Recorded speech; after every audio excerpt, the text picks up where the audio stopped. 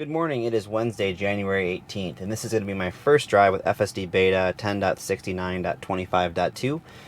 It's been a while since I've recorded any FSD content. Unfortunately, we've had some really bad weather over the last couple months since winter started here in Minnesota, and I also got a different car for winter, actually. I got a different Model 3 long range, so I didn't get Beta actually till December anyways. So the road conditions up until this week have been pretty bad actually for testing over the course of this year, so nothing really worth recording in my opinion. But anyways, the roads are clear. We're supposed to get a half a foot of snow tomorrow, so I want to get this in before the weather hits. So anyways, this will be a good comparison.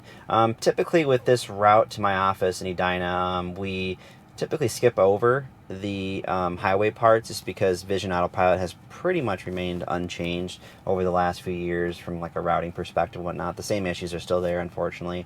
However, since version 11 is going to be quickly approaching, fingers crossed, I wanted to show you all the areas where Vision Autopilot currently struggles today in terms of routing, and really it's navigating Autopilot where that really struggles. So that when version 11 drops, we can have some direct comparisons and hopefully see some pretty major improvements in that regard. But anyways, without further ado, let's go for a drive and see how 10.69.25.2 handles this route.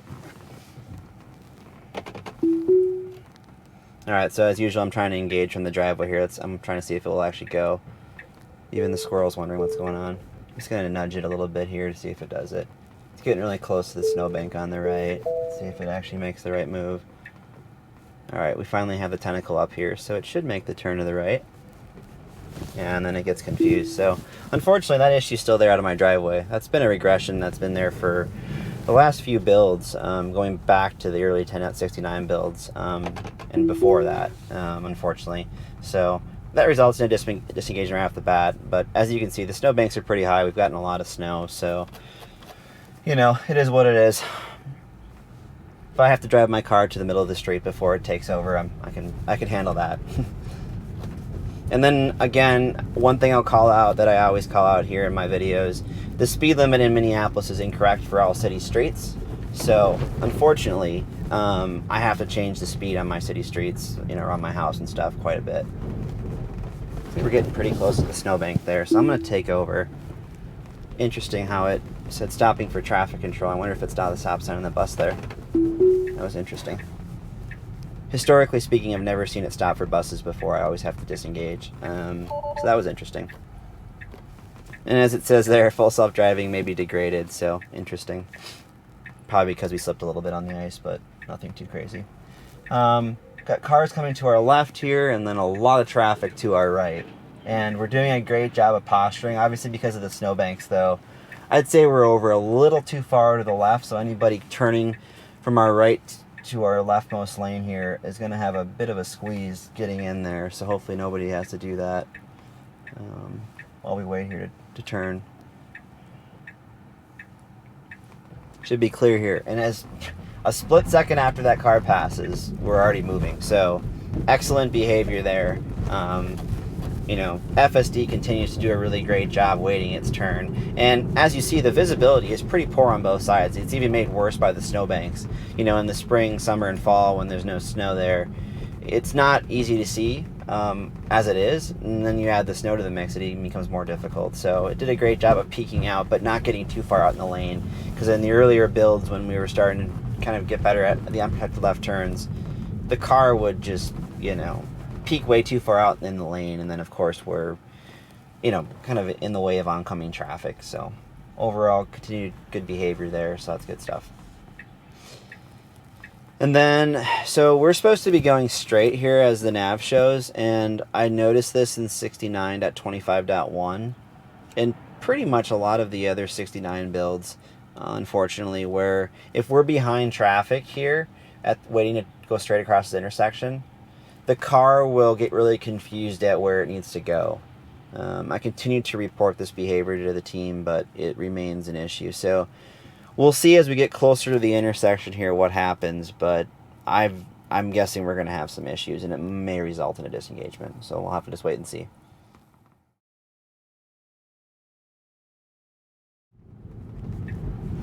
Alright, again, I have to disengage there. It still gets confused, and now if I budge it through the intersection here, watch what it does. Sometimes it tries to, you saw the tentacle right there, what it did there. it again gets super confused and then thinks it has to turn left, even though the nav clearly says go straight. So there's still some fighting going on between stale map data, which the reason why that's intersection's been a big problem is because for some reason in the map data, and it's the intersection I've lived here 2 years now. It's been this way for 2 years at least, but kind of having to get around this truck here.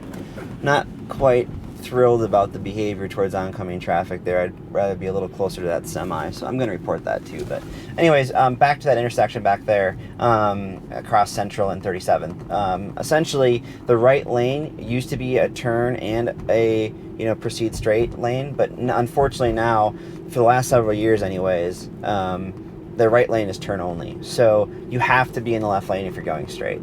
It's kind of poorly marked. The signage isn't really up to date, and you can't really see the road line super well usually in the winter, so it's kind of you just gotta know. Humans can infer that. FSD needs to, if it can't see the lines, it's got to infer a different way, right? And I know there's the lane guidance module, and there's things they've added to FSD since that has made it better, but I'm seeing a regression overall, at least in the 25 builds, from where it was previously. A lot more confusion than I've seen in the past. So, again, the easy fix is the map update. I know they want to get rid of that, but it sure would be nice to have updated maps around the Twin Cities. I've flagged a bunch of different areas where it's been a problem.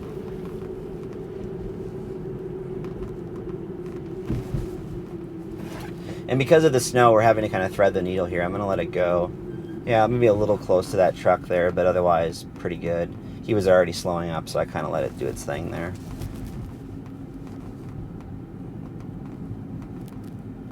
And I will say, FSD does a pretty good job of threading the needle when it needs to between cars and traffic. I know, Omar posts quite a bit of videos from San Francisco, and space is a premium there, and it seems to do a pretty darn good job. So kind of seeing the same thing here in Minnesota as the winter comes here, and the snow encroaches on the road space and shrinks the driving space.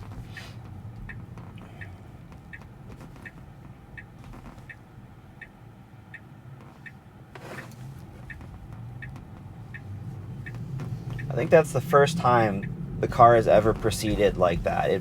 It paused a little bit in the back, but we had enough space to go through there too. But yeah, I'm fine with it going to the right and just waiting there. That's a safe thing to do, especially considering it's a school bus. I'd rather it be very, very conservative from a safety perspective around school buses than be aggressive. So, overall, good behavior. But back to that turn on 55th Street here. Again, that's been one. I'm going to have to test it going the other way. When I'm coming across on 37th there at that same four-way stop, the car historically has basically just hesitated way too much. And then, unfortunately, what it does, it tries to creep for an excessive period of time as well, which gets really annoying, especially if there's cars behind you and they're like, why are you stopping? It's clear. It always does that most commonly on, intersections that are, there's nobody there. It seems like it's just too conservative. And I'm guessing 25.1 was overly conservative because it was really a wide release. And I've noticed that in the past, but hoping .2 here is going to be a little more aggressive at intersections that are empty. This is another one that's been historically a problem. It looks like we're going to have some traffic to our right. They also have to stop. So we're coming to a full stop here. A little abrupt, but no excessive hesitation there. So, for the problematic intersections so far on this route, we're 2 for 2, which is good to see.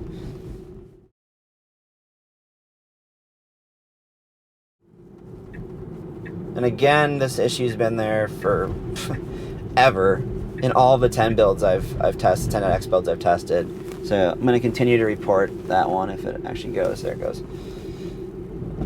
Yeah, it seems to get confused at that spot. And again, I'm guessing it's because of map data. And pretty commonly what you'll see too is you'll see the dotted line show up, the yellow dotted line, and then it goes away. And then again, we're seemingly hanging out too much towards the center here. It's figuring itself out, but got quite a bit of driving space here on our right. I wish we'd kind of use that versus kind of encroach on the center lane so much. But I know I'm nitpicking, but I'm just kind of comparing it to how I would drive, and I drive that way for a reason.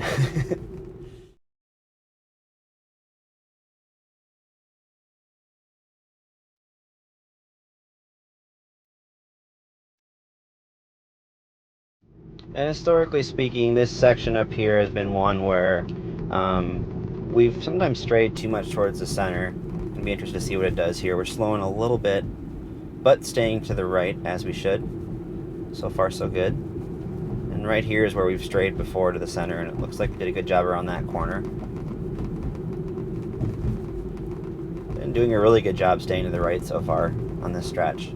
We do have somebody behind us up here, and this upcoming intersection has been a problem area for us. So I can't help but think we're doing so well on this road because of the fact the snowbanks are so high. Historically speaking, I think we've been having problems on this road. I had to give it a little throttle input there. I was being a little too hesitant. We've had problems on this road because it would see the large bike/walking path to our left and kind of confuse it as driving space. So I'd think this is a single lane road, then encroach in the center is what I was thinking was happening. But a little jerkiness on the wheel there. It ultimately did the right thing by staying to the right. And again, we're slowing up a little bit too soon. This person behind us is going to be kind of annoyed. So I'm giving it a little bit of throttle, just to let it get to the stop sign here. Got a semi on our left, and then we might have a window here once this car on our right passes here. Let's see if we take it. Let's see how assertive 25.2 is. A little bit of hesitation, but we're going to have a window, and it's going to take it. Awesome. Really rough road surface there. And it looks like it was trying to get in the wrong lane, but it did figure itself out. So that's been another area where FSD so far has struggled in the past, where it would go in the right lane after making that left turn, and then it would make the lane change after the fact. But obviously, when you're making a left turn, you want to go in the leftmost lane. It's just a standard driving move that you'd want to do, and I think it's probably the law, I'm sure, as well. So.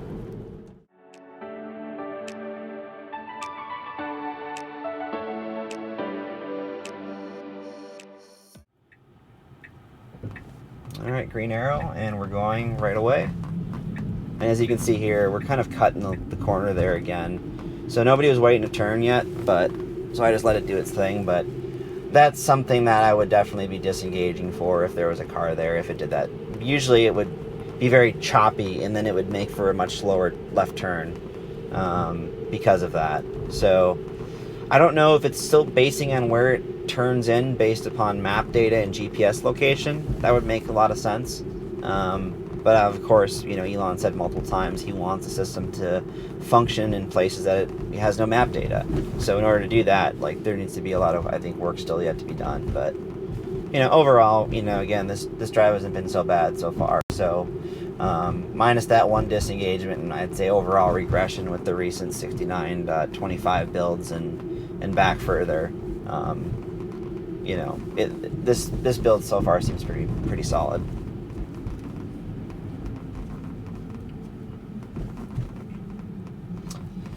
And up ahead here, we have a left turn on a Dowling Avenue North. It looks like this will be unprotected because we do have a solid green with no arrow. So we're gonna have it looks like an open window here to make this turn. Let's see what we do here. Hopefully not go right over the pothole. All right, we avoided that. Awesome. Yeah, a good turn there. I like the fact that it went deeper into that turn. Historically, it's been cutting it short, and in the spring, summer, and fall, they put up these little bollards in on the bike lane that kind of divide the bike lane from the road. So that's been a problem. And it looks like a little confusion here. This is interesting. This has been pretty solid so far in the recent builds. So it seems really hesitant on using the shared bike lane. I'm not sure why. So I disengage there, and then I'm just going to get it onto the on-ramp, and then I'll re-engage.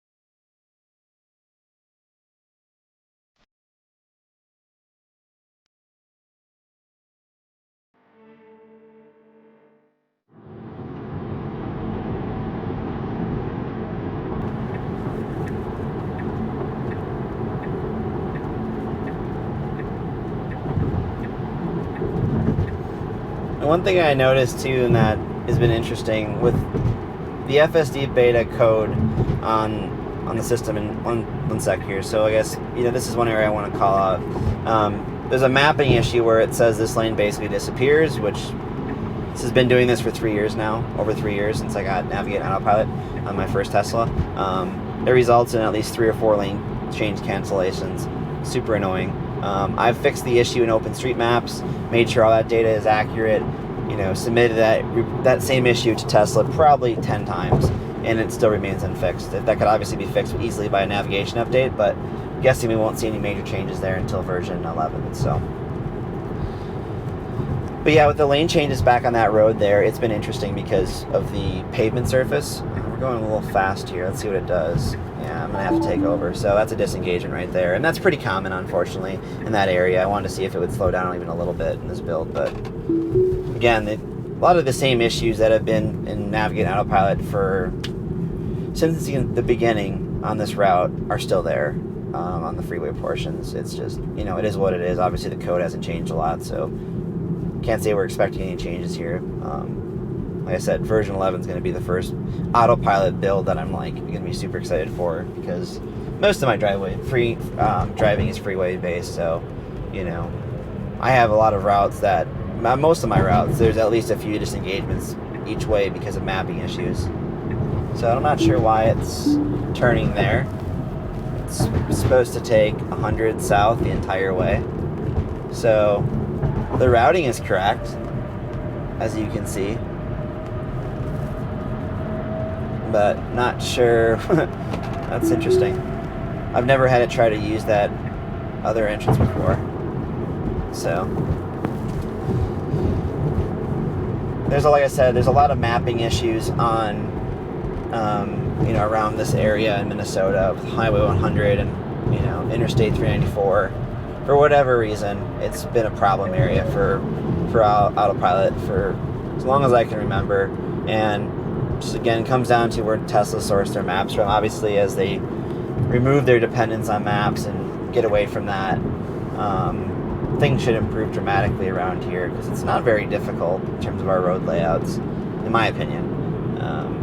But if you don't know how the roads are laid out with maps and you're going off bad map data, then yeah, it becomes a bit challenging. But and then just one more comment I want to make. So when we were back on 394, when we were having those lane cancellations before that, that road surface has got a very interesting layout where it's got like a graded surface almost. So I'm sure it's for drainage or whatever. But before I had FSD, even in the recent Navigate and Autopilot, upstream code, it would not make the lane changes, which tells me that on the non-FSD builds, they're actually using the ultrasonic sensors, because it seems to be the ultrasonic sensors would pick up the surface changes as if it was like an obstruction, and then the car would refuse to make a lane change. As soon as I got the FSD build, even though it was Navigate and Autopilot, the car was able to make seamless lane changes on that surface. So just an interesting little thing I found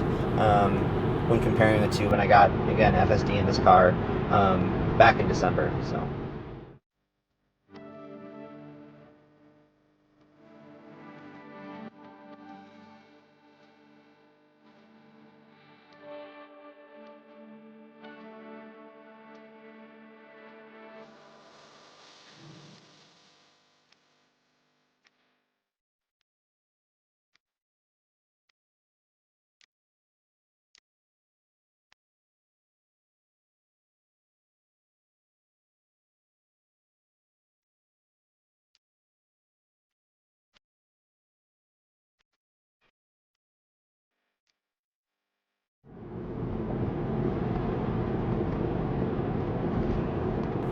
Alright, and now we are going to be exiting Highway 100 South onto Edina Industrial Boulevard here, and we just have a few more turns to go before we reach our office. So typically, I guess in previous builds, what I've noticed here is sometimes we've slowed too much too soon around this corner here as we exit the freeway. So let's see how it does here. Seems to be stepping it down pretty nicely. We have some cars behind us, so I'm going to be quick to get on the throttle. Good job staying to the right, as we should. Just that late little movement there on the wheel, but fairly confident. Probably as good as it's ever been, which is good to see. Great job stopping to the edge of the line. We're going to have to peek a little bit to see cars to our left. We do have a window here. And I'm going to nudge it because we're waiting too long. And that car was turning left, so it should have still not hesitated, but I see why it did that. The stop-start behavior, though, before we were turning and we had that window, can get a little bit hairy, obviously, for the fact that, you know, the car behind us might not be paying complete attention and they might rear end us. That's the only risk we have of that, so. Would have preferred it got over sooner, too, to the left there, but it, you know, it likes to hang out to the right a little too much. And again, some hesitation turning into the parking lot here. I'm not sure why it's always done that, but probably just report that as well. I mean, there was nothing blocking it. We have a little bit of a curb there we have to go over for the driveway for the parking lot, but that's about it. So through and through, though, you know, that throttle intervention towards the end of the route there as we turned right on Edina Industrial Boulevard, and a few disengagements. You know, aside from that, you know, pretty darn good drive. I would say definitely this build is much more confident than 10.69.25.1. But obviously still some gaps that we have to, you know, overcome here. So looking forward to version 11 and hopefully seeing some big improvements, especially on the highway autopilot section, on the nav and autopilot section, because that obviously there's still a lot of, you know, routing related issues and lane change related issues that remain, that I'm hoping that Tesla can kind of finally resolve and put to bed with version 11. So anyways, thanks for watching, and I'll see you on the next one.